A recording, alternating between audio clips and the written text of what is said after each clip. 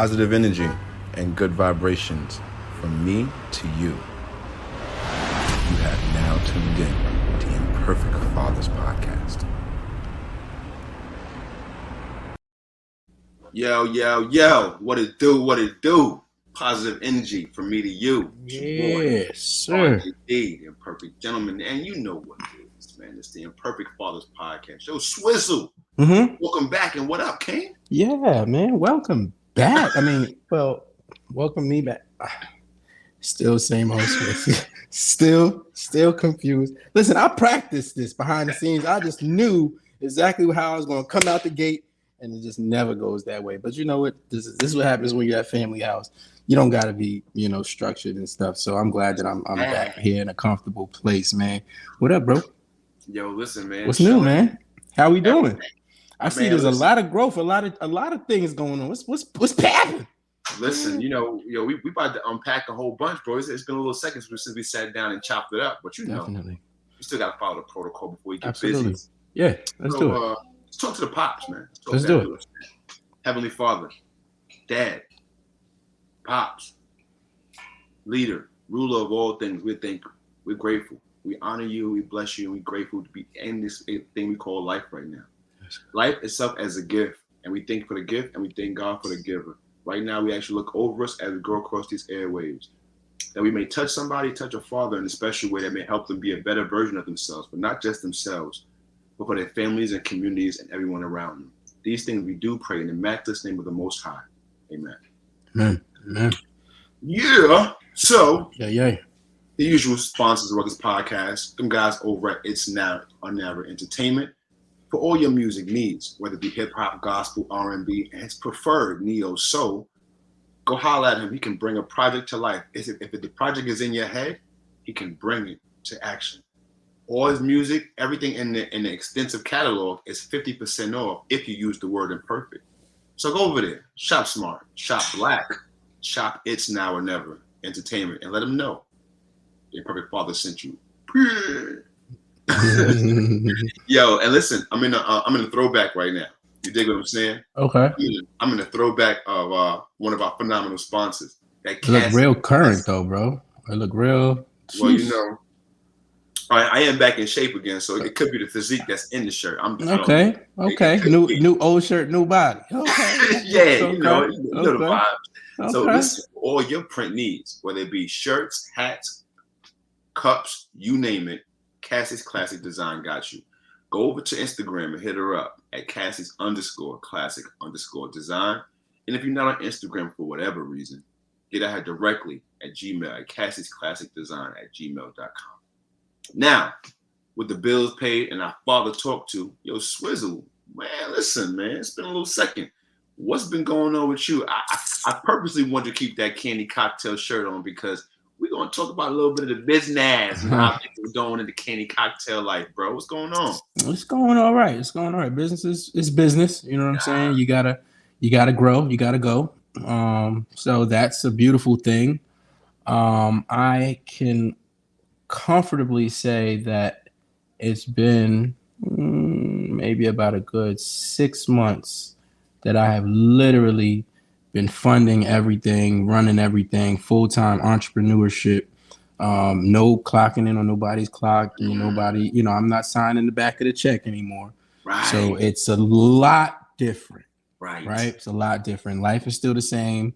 Everything increases, inflation, war going on. So, that just makes everything change. All the way up. But in all, business is good. I think my bigger concern wasn't even business. My bigger concern was myself. You know what I'm saying? My mental health, my relationships, my growth, what I was actually doing. You know what I'm saying?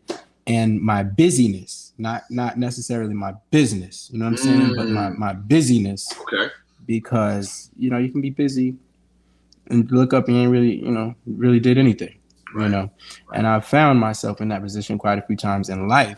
So I wanted to make sure that that's one of the things that I do consistently going forward with any ventures, relationships, commitments, obligations, is that I'm making sure that it's meaningful, that I can gauge the progress and that there is progress, that everything is done for a purpose.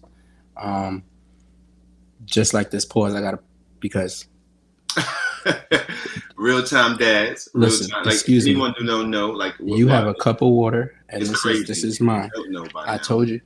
that we have real So get time daddy ice. moments. Just get some ice. Go ahead and get Real some ice. time, guys. Imperfect fathers. Real Open the freezer. Put a time. little stool over there. Just got A little you got chair. That's how you you know, do it quietly. Thank Swiss you has three guys for being sugars. patient.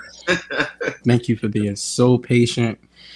Yeah, listen, Um, and don't apologize for what we are. This is a podcast for fathers. yeah. Listen, Oh no, no, no. everybody. I'm definitely not a part. So let me tell you, Doc. Yeah, yeah. I learned that a great way to, when in that situation, to make sure you don't apologize is to thank those people for their patience.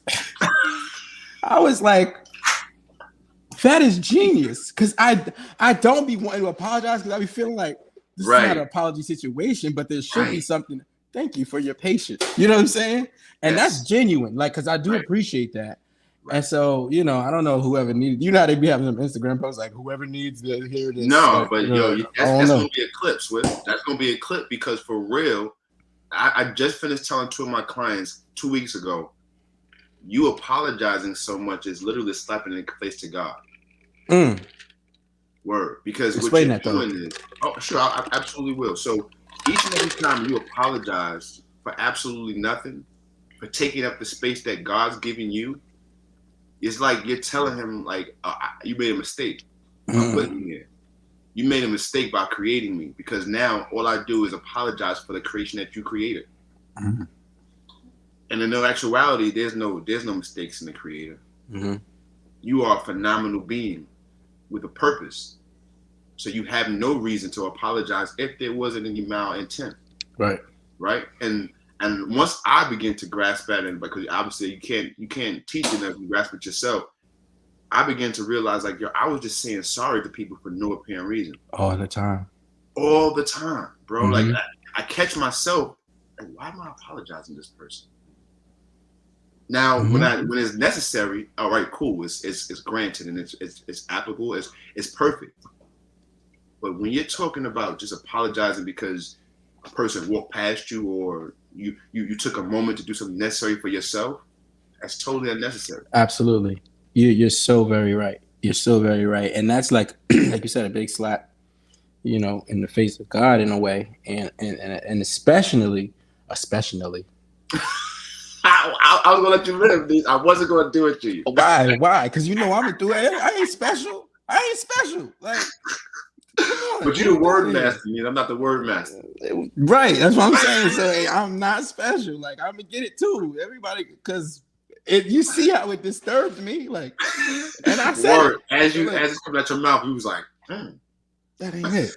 And I lost my whole train of thought. What I was saying, Doc, I said, slap in the face to God. yeah, slapping the face of God, and is also a very big discredit to you Right. and your credibility, the authenticity that you have, and then kind of your reputation to the folks around you or the people that are interacting with you, at least in that moment. You know what I'm saying? And I'm like, holy cow! I caught myself one time literally running outside. I was making I had a order of cupcakes, and I had made too much.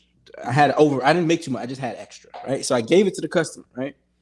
And ran outside. They pull up on me. I ran outside to give it to them. Everything is labeled, packaged properly. Everything is right. It's freshly made. I mean, it's still everything is good, right? I did everything I needed to do for the product. I give them the stuff, and I'm like, y'all forgive me for how I'm looking. I'm looking crazy right now. I know, but I still have my uniform on. I Right. might have some little, my sweatpants game was a little scruffy, but I'm in the kitchen cooking for you. You know what I'm saying? Like, your product is A1, hot, fresh, delivered, ready when you needed it. Why am I apologizing to you? I gave you extra stuff, like, and I had to realize that there's something, and with me, you know what I'm saying? And so even in all the greatness that I gave you, you still didn't receive the greatness that you should have received, because you received the mediocrity, the uncertainty. You received that I didn't want to give you is what you got. And I'm like, oh man. You know what they received? They Oh received man. your nurtured insecurity. Mm-hmm. That's they received. And let me tell you something. Last night, well, quick plug. Last night's recording of the Uniquely Confident podcast, I had a therapist on the line, and that episode turned into a therapy session, and the way he broke down the way you think, the way habits come, and how you hold thoughts, and they become your ideas. It was crazy because when you have an insecurity, it's only an idea you've held long enough to believe it. Mm. You know what I'm saying? So that insecurity you had about apologizing about your appearance is just an insecurity you've nurtured for too long. That it's like, all right, now it's natural to me. Now it's like I'm so comfortable with this insecurity. I've nurtured it so much. I've catered to it so much. Now it's a part of my DNA. So it just comes out whenever it wants to. Like, you know how, like right now, your kids are comfortable right now. They'll just pop out of nowhere because they're comfortable. But if you go to a certain environment where they're not as comfortable, they're more likely to sit by your side. They're not going to be too comfortable moving around in the environment because they're not comfortable. They're not nurturing that environment. So the same thing goes to insecurities. If your insecurities are not being nurtured, of course they're going to show up whenever they want to show up. Oh, we got free reign to do whatever we want. But if you discipline those things and then remove them, get them out your life, it's like they can't pop up, because if they do, security got them at the door. Wow. You know what I mean? Security's like, hold up, nah, fam, you can't get in here. And that's the pop-ups.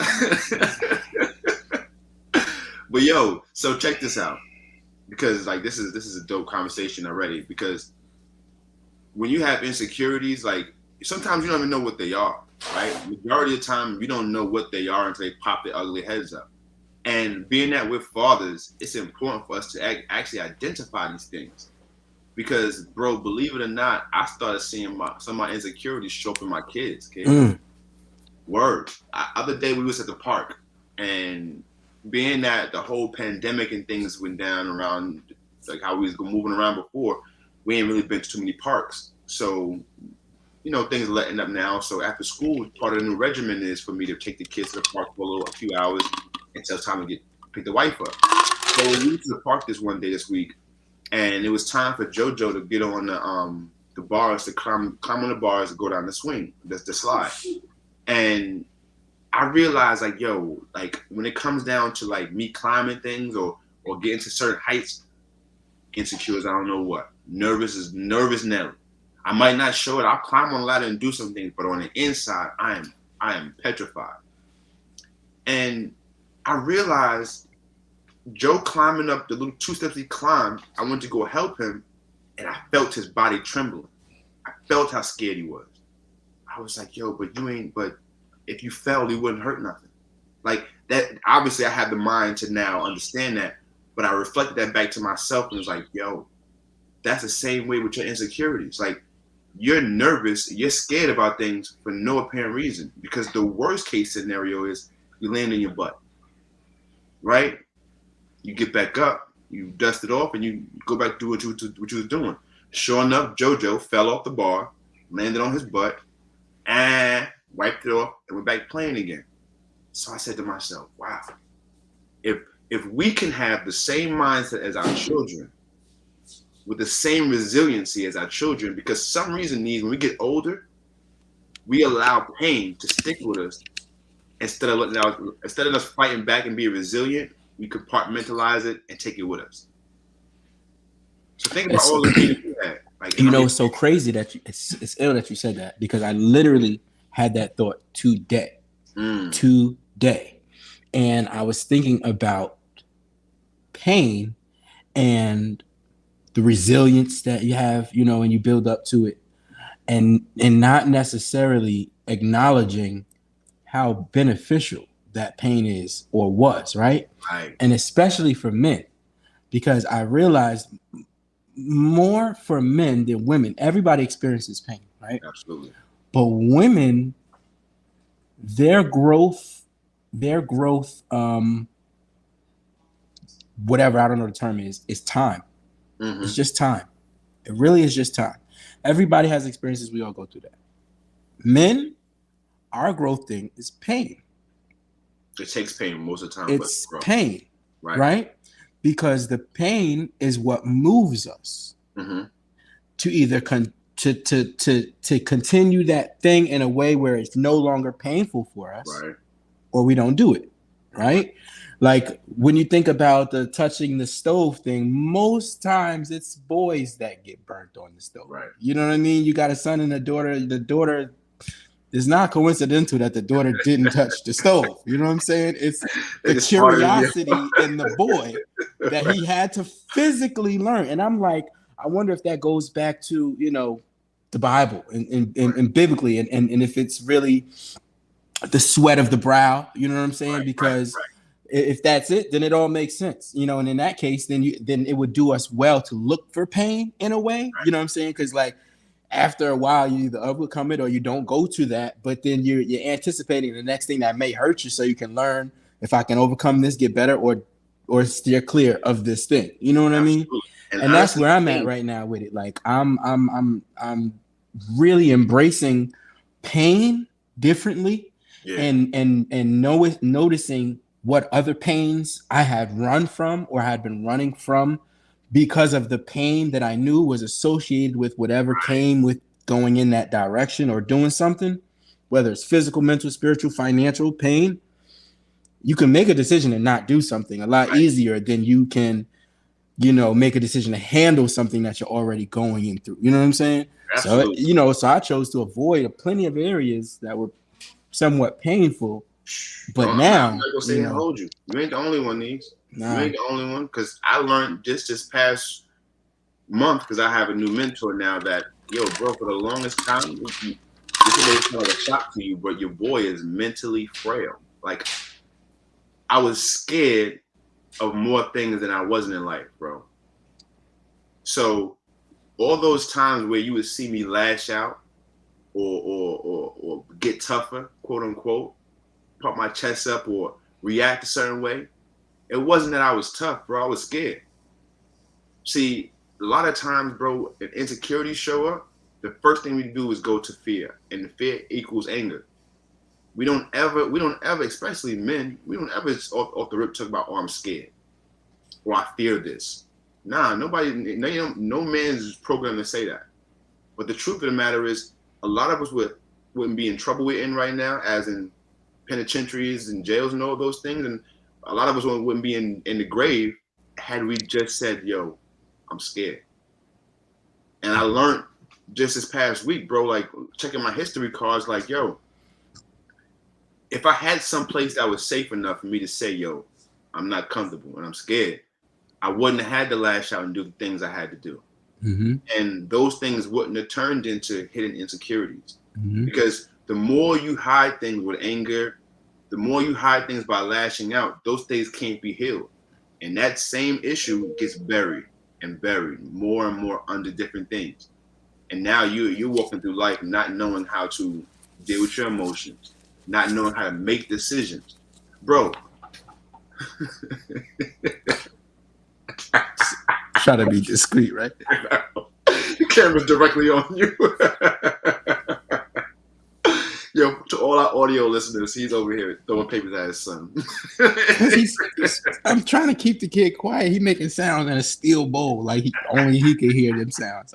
You know, at this point, you guys, you know what it is. I'm just not even gonna just get it. Don't go in a squeaky chair. Just don't sit in the squeaky chair, please. Sit in any of the rest of the chairs, but not that one. And you could do whatever you want quietly. I'm not even going. Y'all, I appreciate your patience. He in the building, man. Thank you for your patience. I'm about to give him a microphone. Word up, give him the mic and the headset in a minute. But yo, I've learned over this time, like, yo, a lot of things that we could have avoided trouble-wise had we just told the truth about the emotions we felt. Yeah. We didn't have that. We didn't have that as an example. No. You just learned that word today, example. We didn't have that as an example, right? And I realized it really takes something mm-hmm. to get to that. Like I'm very concerned about my son, you know, and his growing up and his emotions, and I'm concerned about, you know, his feelings every day, right? So I asked him about his feelings, and you know, for a while it was kind of one dimensional, Right. kind of, you know, I'm okay, I'm, you know, whatever. I had a good day. Then it was like, no, I need you to dig a little deeper and tell me how you feel. Like throughout the day, day to day, overall, right now, I need you to be able to get in touch with how you feel. You know what I'm saying? It's okay to be sad. It's okay to be confused. It's okay to wish you didn't make a mistake. It's okay to miss somebody. It's okay to have a secret, you know what I'm saying, or whatever, or it's okay to know you have something that you want to tell somebody that you might think you're going to get in trouble about. It's not okay to not say something. You know what I'm saying? It's not okay to not talk. And I'm concerned. Still wasn't getting through. And so I just was like, I had to also realize it turns into frustration. And for me, I can understand that I might be frustrated, but I know why. But I'm just exuding frustration. So I had to learn, okay, let me handle this a little bit better. And the way I did it was I just literally one day was like, I expressed myself.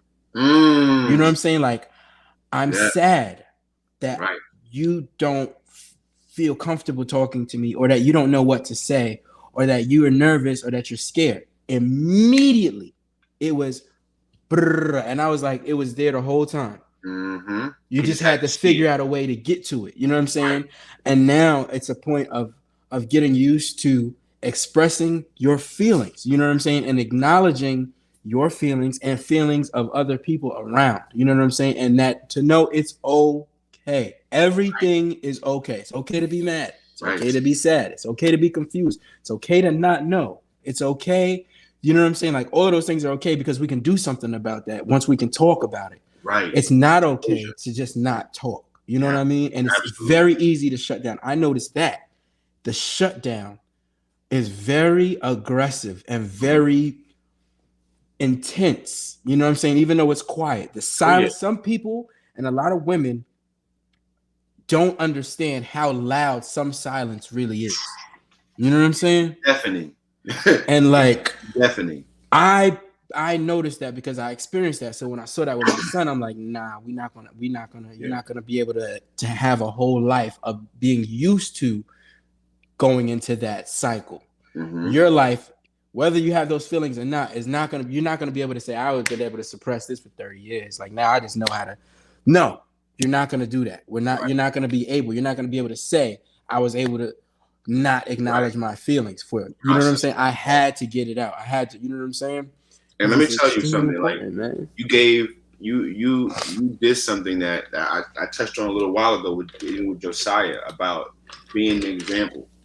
So Josiah hated, bro, and it's something about boys, about brushing their teeth and getting clean. You know, it's just something about them, especially at that 4 age. So I'm getting him. I'm trying to get him to brush his teeth on his own, right? Because doing it, I'm just trying to get him to be more independent. And it was always a fight. He would cry going to the bathroom. And I'm like, yo, what is this brushing the teeth and washing the face? Why is it so difficult? And then I realized, like, yo, he never sees me do it.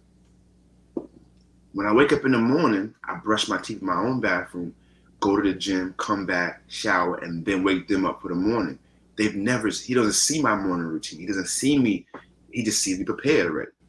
So once I realized, like, let me take him in the bathroom. Let me just brush my teeth again. And I'm brushing my teeth. And I didn't give him a toothbrush. I didn't do anything this time. I just started brushing my own teeth and made him sit in the bathroom. He watched me brush my teeth. And then as I'm finishing, rinsing my mouth out and doing everything else, he puts his hand out for his toothbrush. I was like, yo, that's all it took. All it took was for me to be the example. For you to see the example, me doing it in front of you, for you to realize, like, oh, if my superhero is doing this, I gotta do this. It blew my mind, bro, because now I'm not more so worried about telling him to do anything. I'm more so worried about all my actions now. Like every movement I make now, I'm keying in. Did he see that? Did he pay attention to that? Like other day, for example, I don't want to hide anything about from reality from my children. So me and my wife other day had an argument. Nothing intense, just an argument about I think about one of the chores, right? About something being done in the house. And at first, it was in the car, and I was gonna say, you know what, we'll talk about this later because it was getting a little heated between us. And in that moment, and I realized, like, no, they have to understand it's okay to have a confrontation with somebody. Mm-hmm. It doesn't mean you have to go crazy. Doesn't mean you have to call each other out of your. No, none of that happened. Literally, we just didn't see the same. We wasn't on the same page in that moment, and there was some turbulence. It was important for them to see that because if they don't see conflict resolution, how will they ever be able to apply it to their own lives?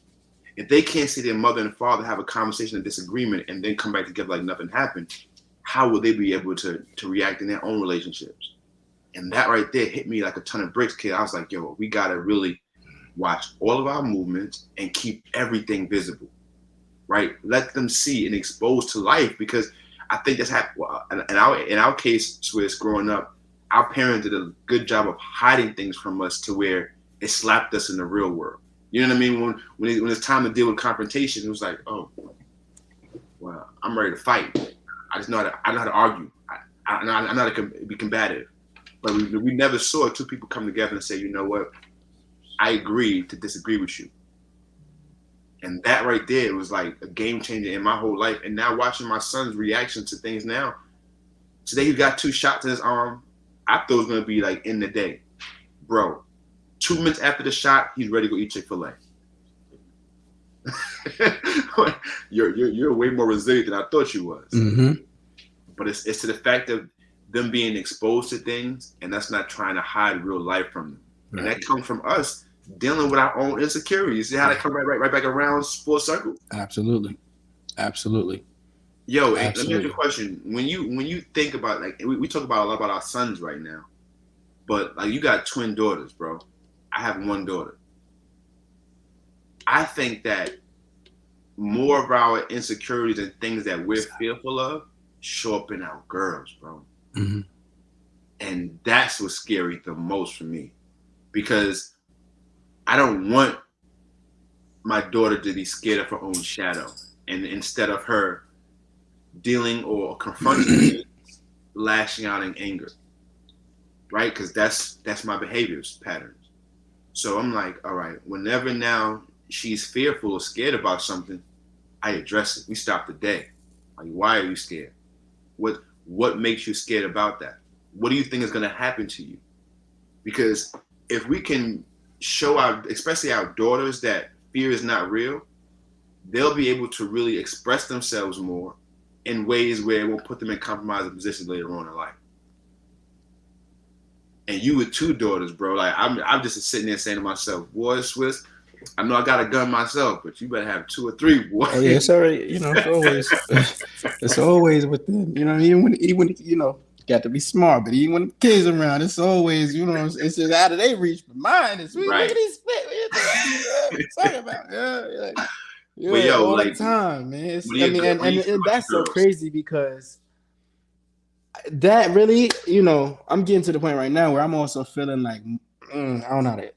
I'm just more powerful than that. You know what I'm saying? Than it. And not to say I'm more powerful than it, but my God, what I'm gonna do? What's this thing gonna do with God? You know what I'm saying? With God. So at some point in time, I'm realizing, like, with me carrying that thought, I'm still acknowledging a certain level of a gap where I'm gonna step in where God is going. You know what I'm saying? God is gonna let something happen, and I'm gonna step in, but just because I had the thing, we good. Like, you know what I mean? So you really don't need, you know what I mean? But it's always, it's always, because the people be watching and they don't believe in God. Everybody don't believe in the God that I believe. So they gotta make the always ready, one in the head, but yeah.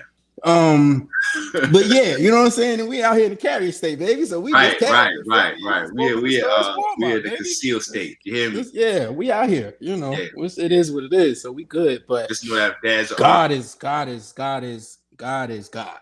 You know what I'm saying? And like, Oh, you know, the more and more I have the relationship with God and intensifying it, enhancing it closely, you know, getting more intimate and better, and just, you right. know, I start feeling not just I just start forgetting about those things. You know what I'm saying? Sometimes like, oh Yeah. shit, like I'm like, yo, I just, you know, like, I'm sorry, I didn't mean to curse, but you're not supposed to be that. It's an adult show. I can curse. Just stay over there. Yo, we got our parental advisory going on. Um, Why he doing karate? He practicing karate tomorrow, but he telling me that, you know. But yeah, you know, like as I'm getting there, and then I look up and I find myself in some really dangerous places. Like, yo, son, you didn't.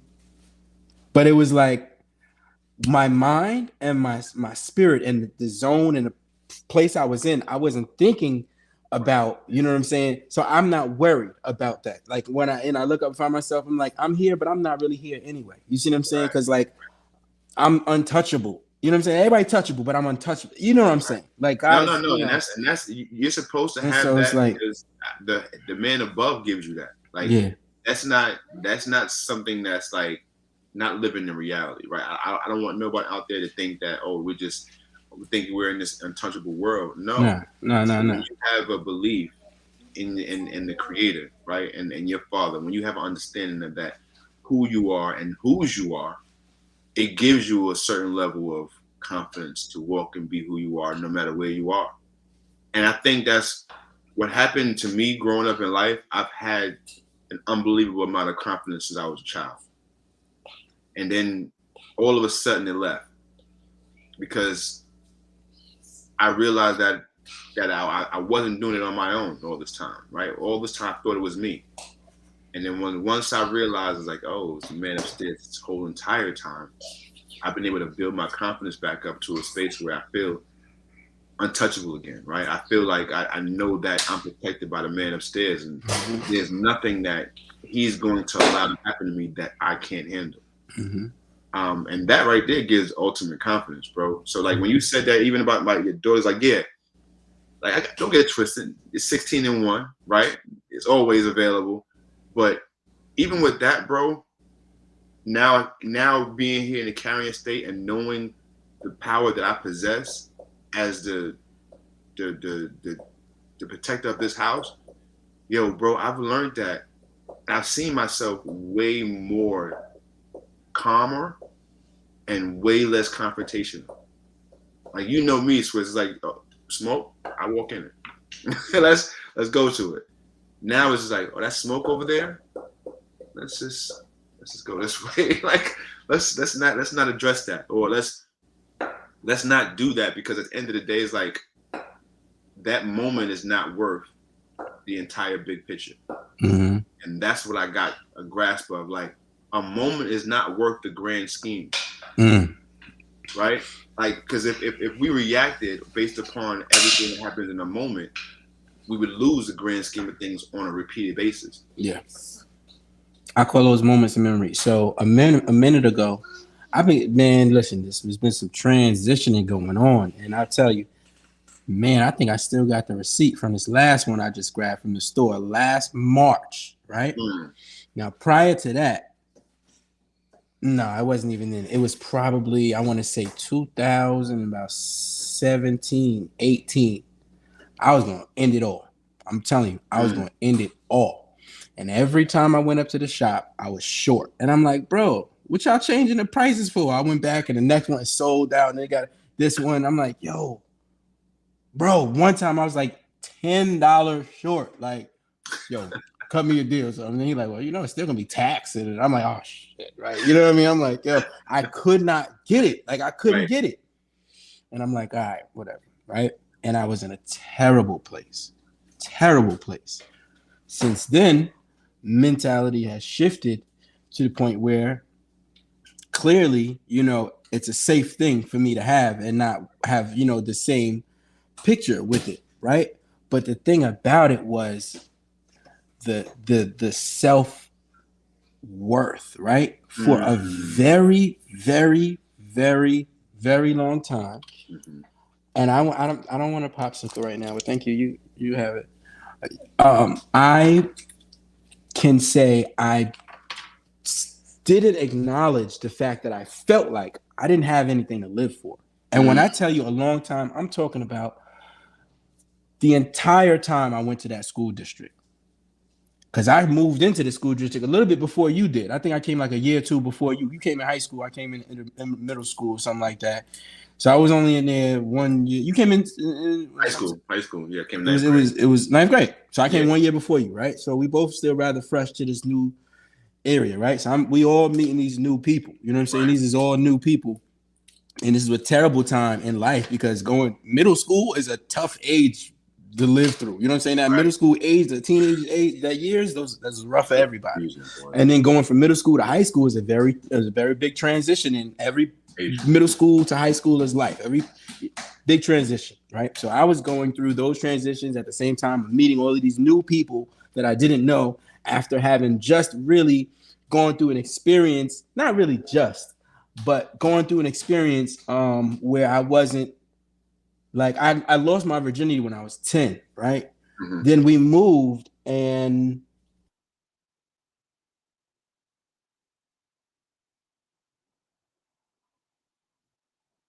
did I lose you? What I'm saying, like, yo, I'm waiting for the rest of this conversation. There you go. There you go. Now you throw for a second. All right. So yeah, so from that very day, right? Mm-hmm. I was an adult in a way, and I had a secret to carry, right? So at some point in time, there began a false living from inside, right? That I wanted to be done with. You know what I'm saying? And it was there forever, right? Until you get to an adult and you realize that you have to have the worth in you, then you can pass it back out.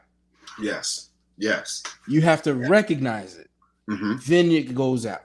Facts. Until then, no matter what you do, how you do it, for however long you do it, it will not be of any substance because you're not a substance. You know what I'm saying? You're just an element or something. Right. You know what I'm saying? You're just here.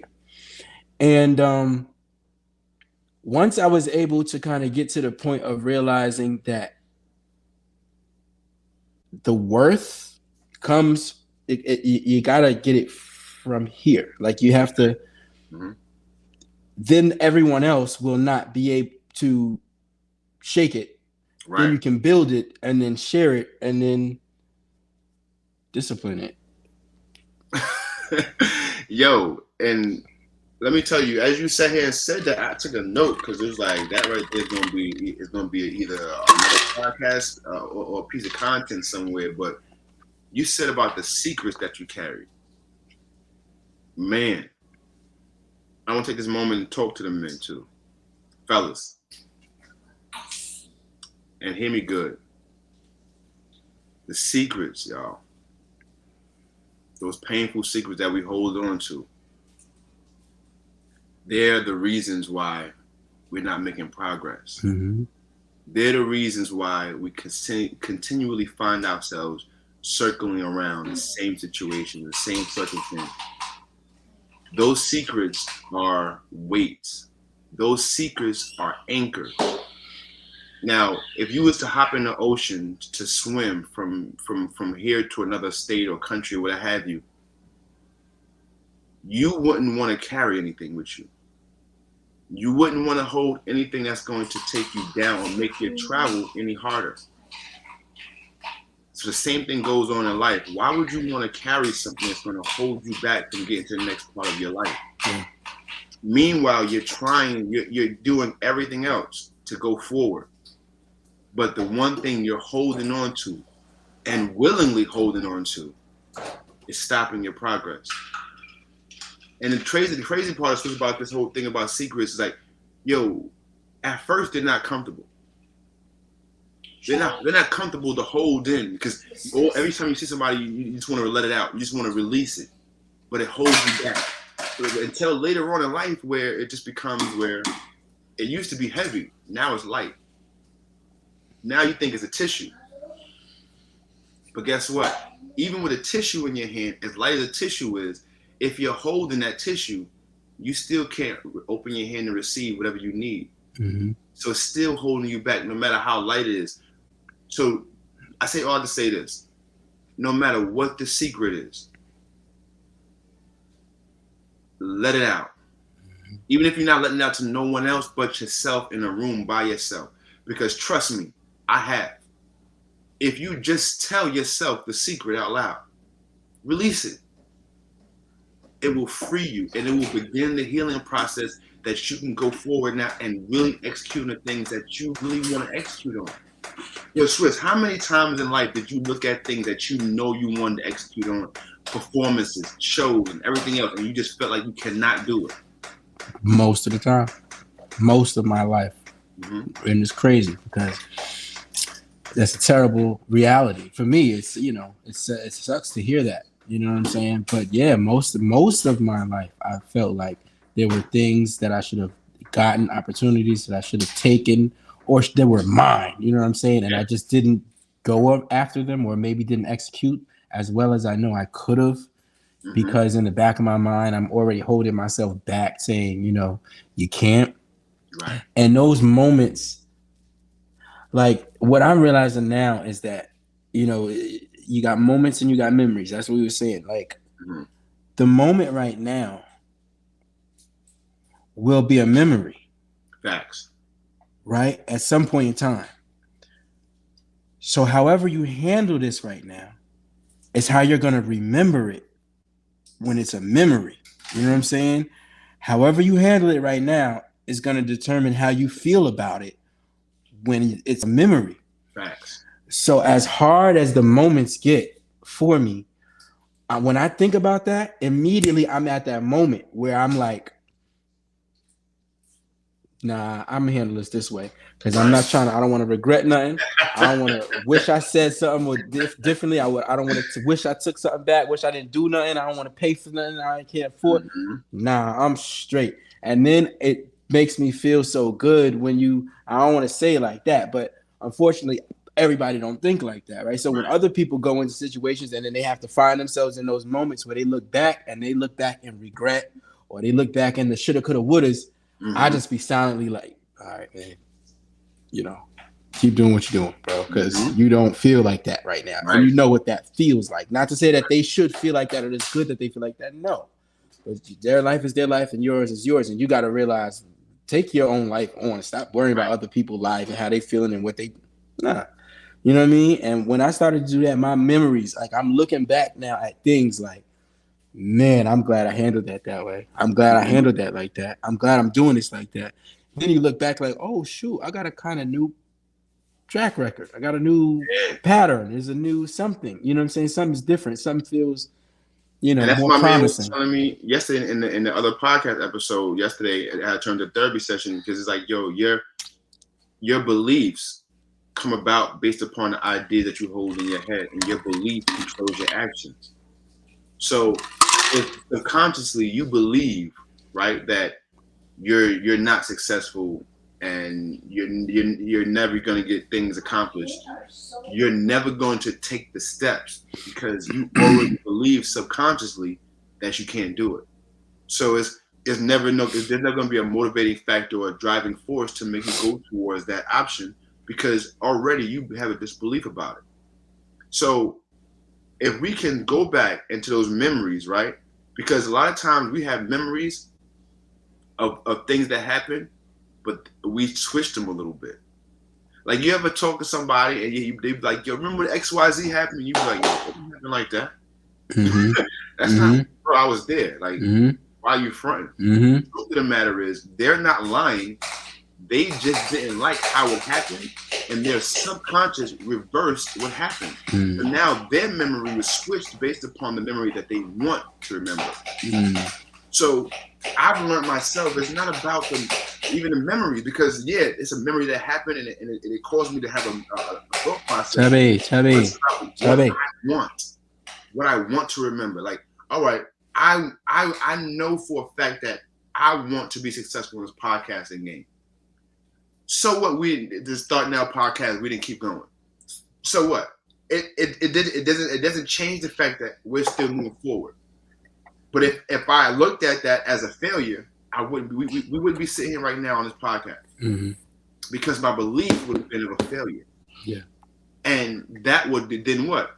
Trigger an insecurity. And then all of a sudden, this show is over with. Yeah. You know, find things to do. That's heavy, man. And I find those I've identified. Mm-hmm. Do you hear the whispering, Daddy in the back? Just 1 second. No, I didn't hear that, niece. That's beautiful. Just go over there, please. Daddy got like a few more. I'm gonna let you know. I'm gonna give you the look. When I give you the look, that means I'm done. Okay?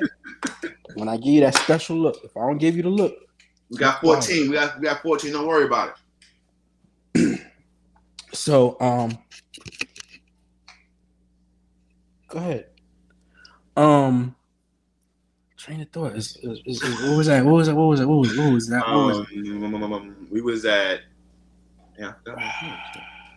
You just said that. Memories. It was good. I don't remember that. Yeah. It's all right. I guess it'll come back. I guess it'll come back. Yes, but when I think of insecurity, we got back to insecurity. Mm-hmm. Now, how do we defeat our insecurities?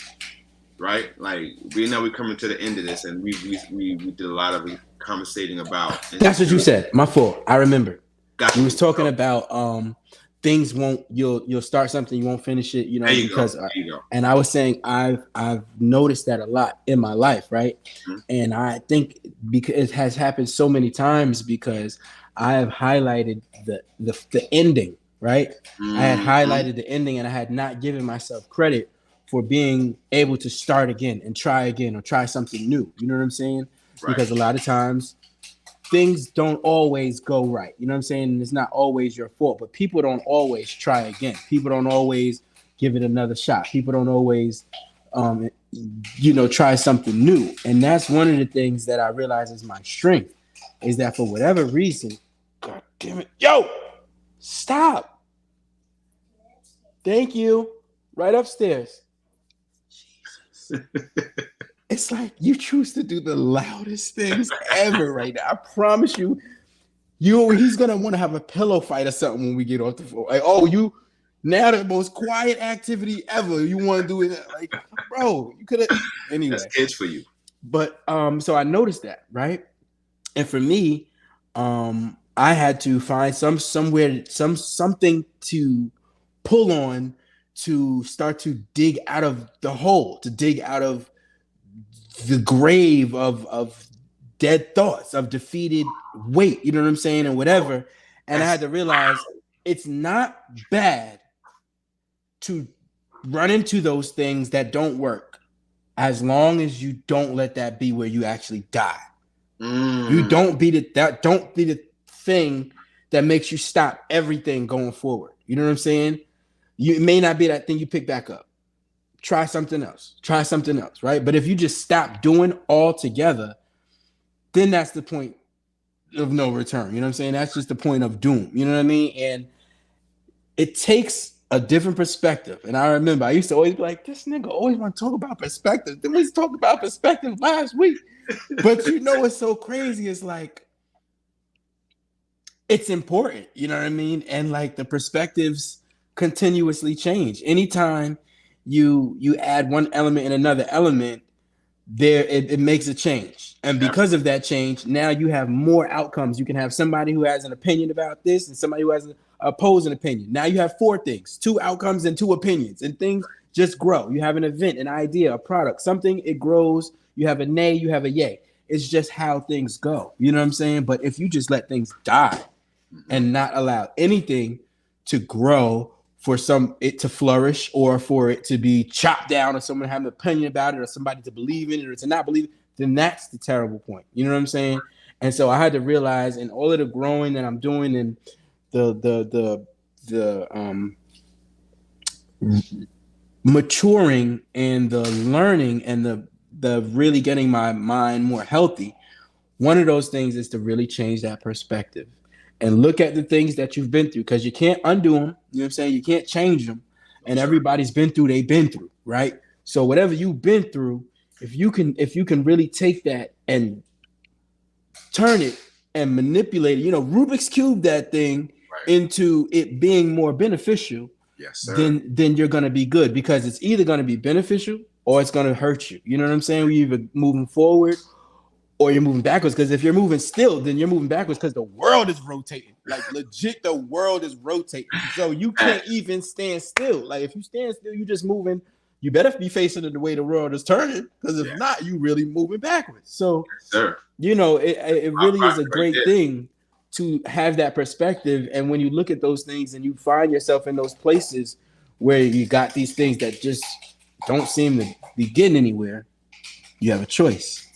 And your choice can be either take this and look at the downside of it, or take this and look at this as a new opportunity for you to do greater. You know what I mean? And I'm just grateful that I've been able to do the latter more recently. You know what I'm saying? Because the long term of my life has been a beautiful, shining, gleaming facade. You know what I'm saying? Straight up. Like, and if you knew, you didn't even know. You know what I'm saying? Like up until recently, my mom didn't even know about some feelings and some things that I had, just as a child and as a parent and everything, because you have to have that perspective that it makes you able to open up, you know what I'm saying? Yes. And understand those things and be transparent. You know what I'm saying? You got those insecurities, you got to acknowledge them, because they're going to acknowledge you.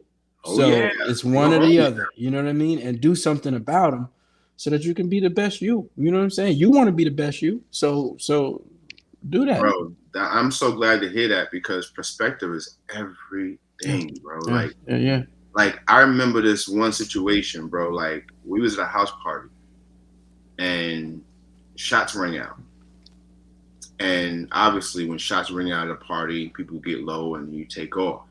Like people start running and screaming and all those things. But I remember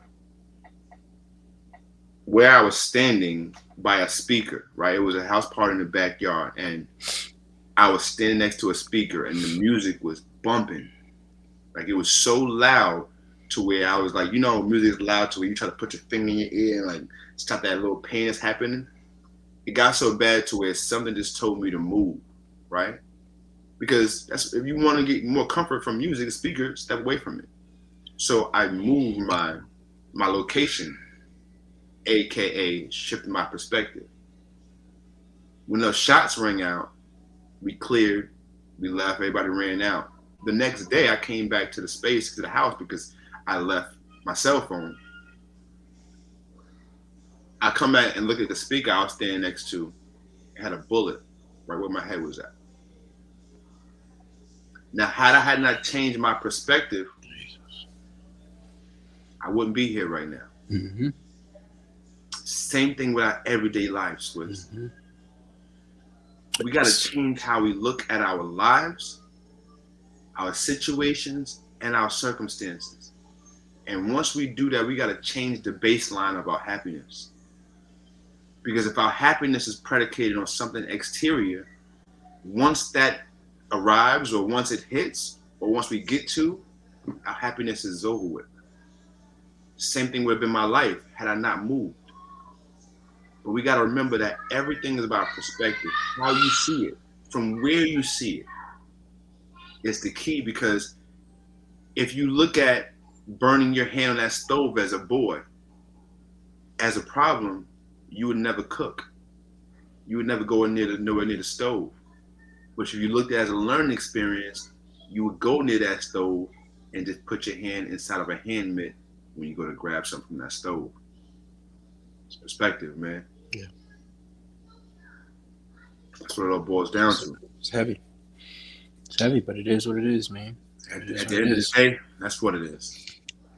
Yo, man, we got the last 5, Swiss. This has been a dope conversation, man. I'm glad to have you back on the platform. It's absolutely, been a second. Man. Glad to be back here. I'm glad you're still holding it down, man. You know what I'm saying? It's a wonderful thing for to be able to go home. You know what I'm saying? I ain't gonna get too deep, but like, yo, when you got a home to go to, you know what I'm saying? That's a wonderful thing, right? And when you always got a home, like some parents, you know what I'm saying, got apartments and stuff like that, and that's cool. You know what I'm saying? because that may still be your home, right? But if you, whatever your home is, right? If you know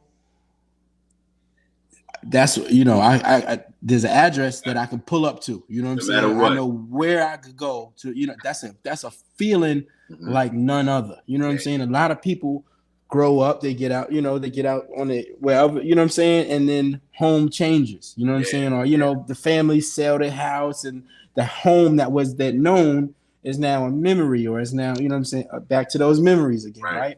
So I'm just, kudos, big salute to you for always being just consistent champ. You know what I'm saying? That you always been a consistent champ, and I think that's what makes a champ is consistency. You know what I'm saying? Because it's not, everything ain't gonna be always wins. It ain't gonna be W's. You're gonna take L's. And most of the time, you're gonna take a lot of L's behind the scene.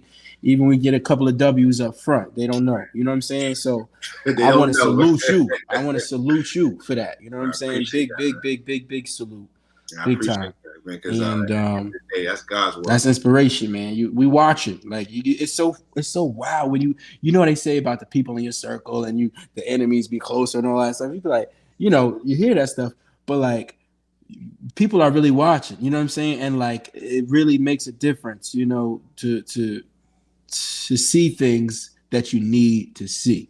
So I hope it makes a difference to hear some things that you may need to hear. And one of the things I'm gonna repeat is that, again, I salute you, man. I salute you what you've done with your brand, the platform, the growth, the flexibility, the changes. You know what I'm saying? But the consistency is not changed. You know what I'm saying? The delivery is not changed. The message is not changed. And God, man. So for those things alone, I definitely salute you, brother. You know what I mean? But what has changed is you have gotten your production A1. I see you out here shining and glowing. This dude went back in the gym like he got a trainer on payroll. He talking about he got throwback apparel on. Like, let's not let these things slide by. You know what I mean? My man out here talk nice to me, Swiss. Talk nice to me, talk man. real nice. You feel me? You out here showing your piece, and I got it covered. We out here doing things differently, but everybody got it down pat. Whatever they doing, we got it down pat. Do it till you're satisfied. And I just salute you. I don't know what this camera got. If it got me looking like a soldier or what, because they be flipping. This is the right side, the correct side. Yeah, we got it. We got Word, bro. But all jokes aside, for real. I really do appreciate that because there are times, and there are more times than not where I just don't want to go on. I don't want to keep going. I don't want to be consistent. I'm sure. But like I preach all the time, it's about that reservoir, right? It's about that reservoir you could tap into on those bad days. Like when I'm not up to par, or I don't feel like I want to do, or I don't want to go on, I think back to the people that give me the energy, that give me the life, that give me the information, that tell me like, yo, keep going. That you appreciate what I'm doing. Those things don't go unknown. Like they are definitely valued. Every time someone tells me to keep going, or that they've seen the episode, it does something to the inner me, and I appreciate that because at the end of the day, like I said, bro, some days it's like, man, I don't know why I'm even doing this. I know. I'm glad today ain't one of them. Nah. It's not one of them days. No, sir. I'm really glad, man. So go ahead, wrap it up, boy. I'm about to alley-oop this bad boy to you. It looked like we got one. I don't know. Listen, at this point, I told you I've been working. I ain't working at the school no more, so I ain't been in the gym alley-ooping and shooting. I've just been out here baking and making. You know what I mean? So, baking and making that bread and making that legacy last forever. That's what you're out here doing, man. Yeah, man. Listen, man. To all the fathers out there, we thank y'all, man. We appreciate you. To our mothers out there, we thank you and we appreciate you. To everyone who checks this podcast out, we thank and appreciate you because without you guys, we're just doing this for nothing. And we're grateful for every progress that you're making out there because we understand that we all are going forward. Every day is something better for us to become better at and something for us to let go of. So with that being said, fathers, remember and don't you forever forget, to the world, you're just a dad. But to your family, you're the world.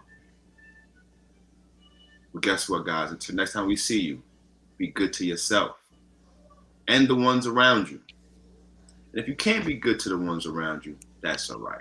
Just get those folk from around you. Yo, this is RJD, the Imperfect Gentleman. Yeah. And who else? Swiss Mahogany. Yeah, yeah. And this Phantom. has been another dope episode of the Imperfect Fathers podcast. Y'all be blessed, Yeah. because we will. Peace, y'all.